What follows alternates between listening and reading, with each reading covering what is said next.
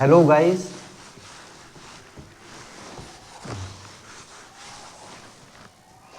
नाबार्ड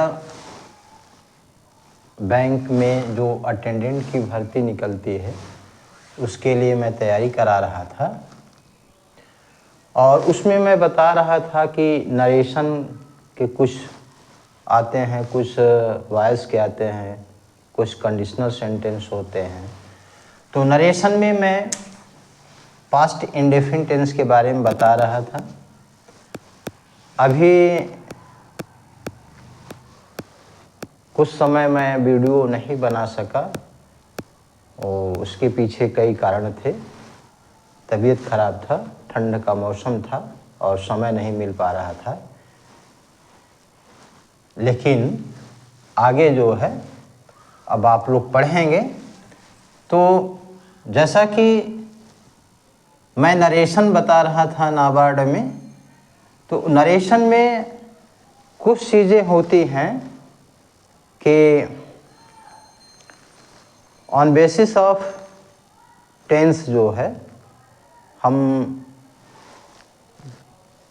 पढ़ते हैं, उसमें कुछ यूनिवर्सल चीज़ें होती हैं, कुछ जो है इंट्रोगेटिव होती हैं, कुछ इम्परेटिव होती हैं। तो तमाम तरह के रिपोर्टेड स्पीच होते हैं जिसके अनुसार रिपोर्टिंग वर्ब में और रिपोर्टेड स्पीच में भी परिवर्तन होते हैं। तो आज हम बताएंगे, पहला है I said to him comma inverted comma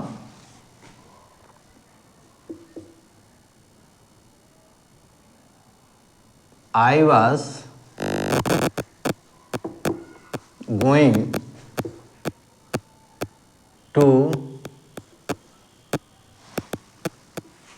the market with my parents। इसको हम कैसे इनडायरेक्ट में बदलेंगे? आई सेड टू हिम, मैंने उससे कहा, I was going to the market with my parents, मैं अपने माता पिता के साथ कहाँ पे जा रहा था? बाजार जा रहा था या बाजार जा रही थी। तो रिपोर्टेड स्पीच जो है हमारा सिंपल है, इंट्रोगेटिव नहीं है, ना ही इम्परेटिव है, सिंपल है। तो हम पहले जो है सेड टू रिपोर्टिंग वर्ब को बदलेंगे, आई टोल्ड हिम। क्योंकि यह सिंपल है इसलिए सेड टू का टोल्ड हो जाएगा, आई टोल्ड हिम दैट। यहाँ आई है, जैसा कि हम जानते हैं कि आई फर्स्ट पर्सन का सब्जेक्ट है और यह रिपोर्टिंग वर्ब के सब्जेक्ट के अनुसार बदलता है। ठीक है, तो आई का आई है, यहाँ पे भी तो आई रहेगा, तो आई। अब यहाँ वाज है, क्या है? वाज है। अगर प्रेजेंट कॉन्टिन्यूअस में होता तो प्रेजेंट कॉन्टिन्यूअस को हम पास्ट कॉन्टिन्यूअस टेंस में बदलते, लेकिन यह पास्ट कॉन्टिन्यूअस टेंस में है। जब पास्ट कॉन्टिन्यूअस टेंस में होगा यही हमको देखना है। बैंक में इसी प्रकार के क्वेश्चन किए जाते हैं, तो इसी को हमको केयर करना है। तो आई हैड बीन हो जाएगा, क्या हो जाएगा? आई हैड बीन हो जाएगा। इसका मतलब कि पास्ट कॉन्टिन्यूअस टेंस में यदि रिपोर्टेड स्पीच का सेंटेंस है, वाक्य है, तो पास्ट परफेक्ट कॉन्टिन्यूअस टेंस में हो जाएगा। तो that I had been going to the market with my है, माई है तो माई भी ये पॉजिटिव केस में है, आई का माई है, तो माई भी जो है ये फर्स्ट पर्सन का पॉजिटिव केस है, तो ये रिपोर्टिंग वर्ब के सब्जेक्ट के अनुसार ही माई का माई ही रहेगा, माई पेरेंट्स। ठीक है, तो इस तरह से बदलता है। दूसरा हम देखेंगे, he सैड टू हर, उसने उससे कहा, ठीक है, कामा इन्वर्टेड कामा, आई डिड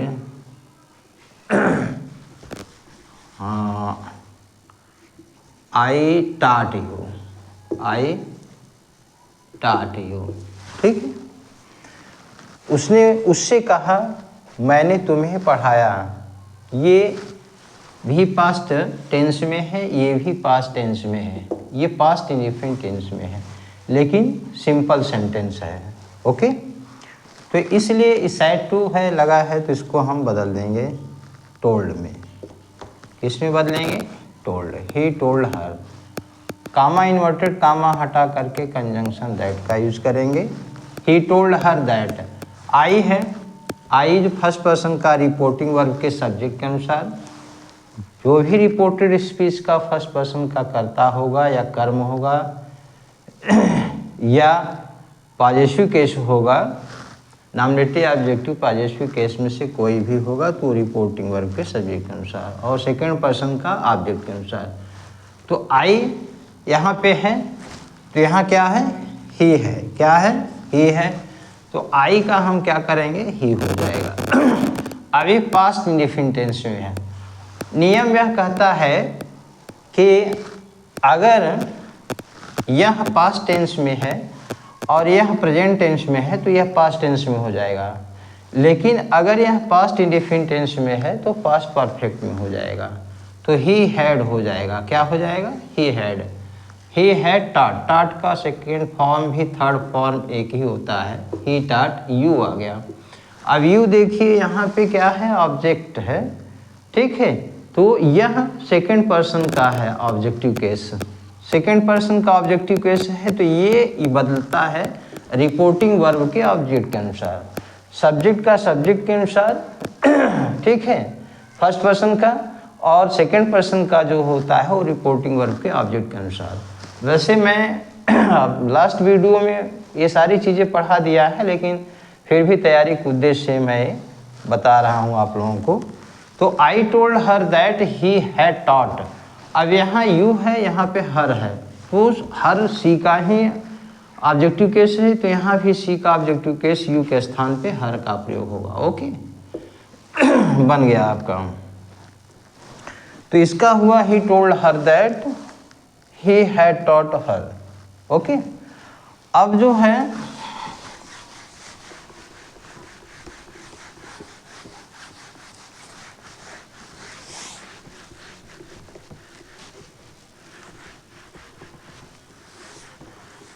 इसी प्रकार से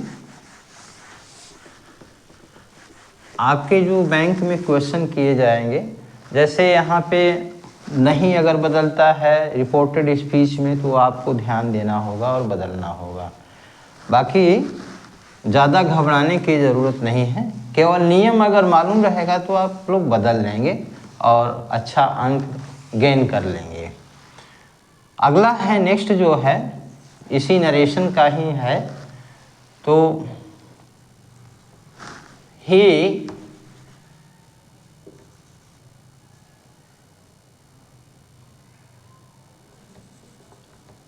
said, comma, inverted comma, the sun sets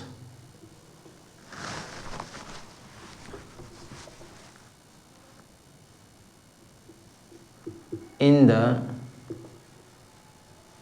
west. Next है ही said the sun sets in the west. उसने कहा सूर्य जो है पश्चिम में अस्त होता है।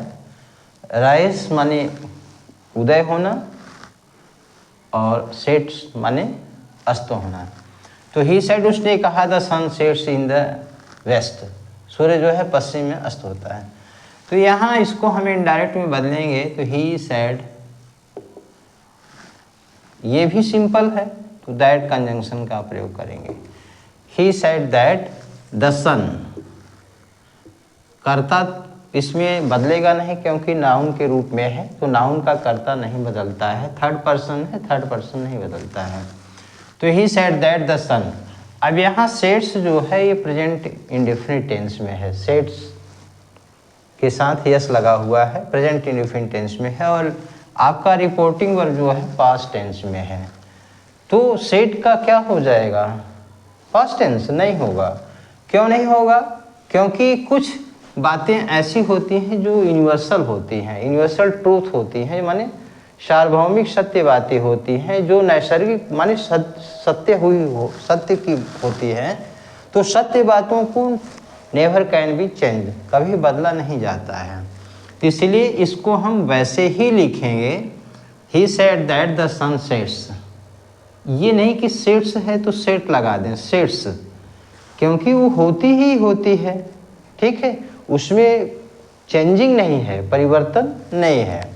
तो जिस चीज़ में प्रकृति के जिस चीज़ में या किसी भी कार्य में चेंजिंग कभी संभावना ही नहीं है, तो उसमें अब ये नहीं कि सूर्य पूरब में उदय होता है तो पश्चिम में उदय होना शुरू होगा, ऐसी कोई बात नहीं है। तो जो चीज़ें इम्पॉसिबल हैं उसमें हम वही सेम रखते हैं, the sun sets in the waste.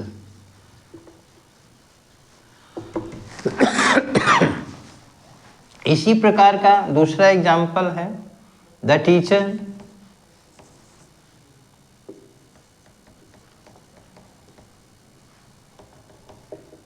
said, comma inverted comma,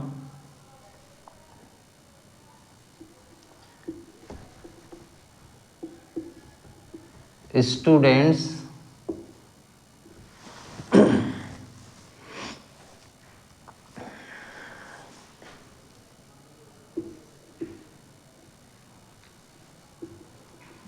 the stars shine, the stars shine in the night. Okay.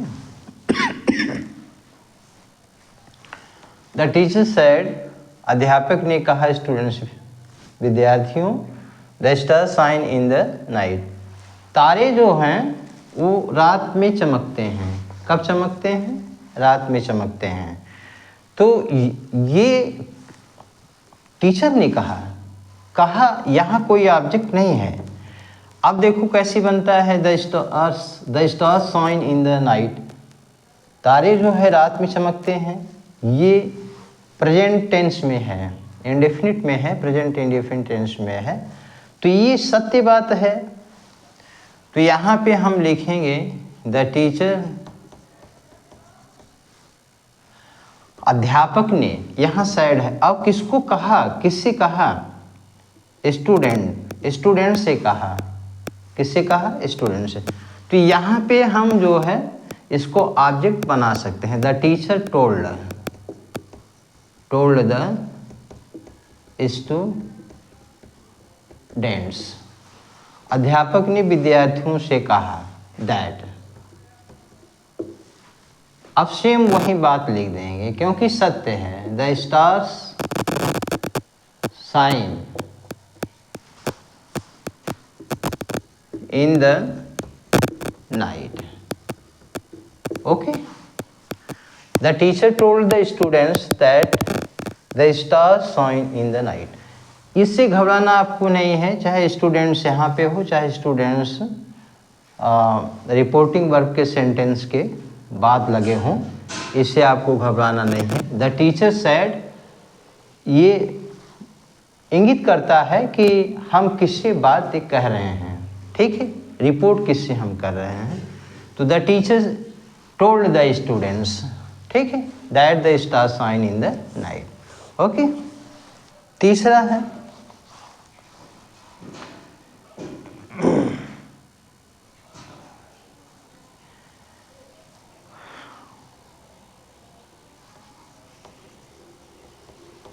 Gandhi said, stood, inverted comma,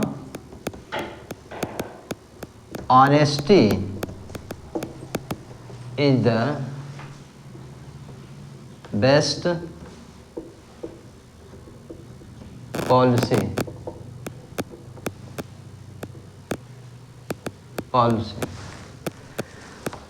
Gandhi ने कहा honesty is the best policy, ईमानदारी सबसे अच्छी राजनीति है। तो ये भी सत्य बात है। हाँ, ऐसा नहीं कि ईमानदारी जो है गंदी नीति है। ईमानदारी के लिए जो है, ऑनेस्ट बनने के लिए जो है, लोगों ने तमाम तरह के उदाहरण दिया है। तमाम वेद पुराणों ने कहा है, सत्य, हिंसा, अस्तेय, परिग्रह, ब्रह्मचर्य जो है उसमें भी है कि honesty is the best policy, ईमानदारी जो है सबसे अच्छी। हाँ, तो ये चीज़ें सत्य हैं, इसको हम ज्यों का त्यों लिखेंगे। Gandhi ji said that honesty is the best policy। ठीक है, तो इस तरह से जो है नरेशन में सही करने के लिए आता है। अब इसमें आपको कहाँ पे कन्फ्यूजन करेगा, जैसे यहाँ रिपोर्टिंग वर्ब साइड हो गया, यहाँ इज है तो आज होना चाहिए, ऐसा नहीं। तो इसमें हमको ये देखना होगा कि यह रिपोर्टेड स्पीच जो है किस प्रकार का भाव व्यक्त कर रहा है। एक यूनिवर्सल की भाव व्यक्त कर रहा है या टेंस पे आधारित भाव व्यक्त कर रहा है या इंट्रोगेटिव कर रहा है या इम्परेटिव कर रहा है, उसी के अकॉर्डिंग जो है हम रिपोर्टेड स्पीच की क्रिया को चेंज करते हैं।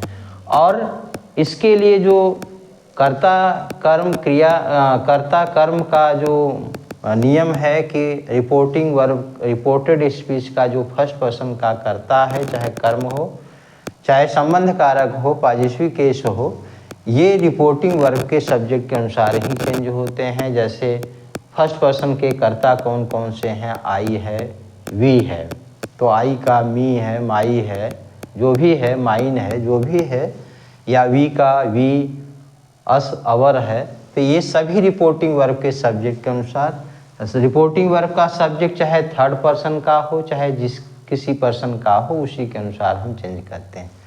सेकेंड पर्सन का अगर कोई कर्ता कर्म या संबंध कारक जो है रिपोर्टेड स्पीच में पाया जाता है, तो वह जो है रिपोर्टिंग वर्ब के ऑब्जेक्ट के अनुसार, रिपोर्टिंग वर्ब हमेशा कामा के पहले होता है, इस बात को भी आप लोग ध्यान रखिएगा।